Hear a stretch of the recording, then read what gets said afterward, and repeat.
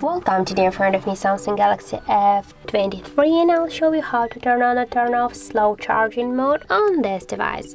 So first you should go into the settings application, and then here scroll to the battery and device care.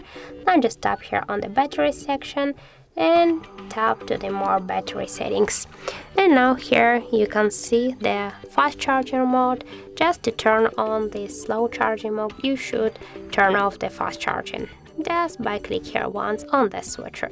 And if you want to just turn off slow charging mode and to turn on the fast charging, you should click here on the switcher once again. So that's it. Thank you for watching, and if you find this video helpful, don't forget to leave a like, comment and to subscribe our channel.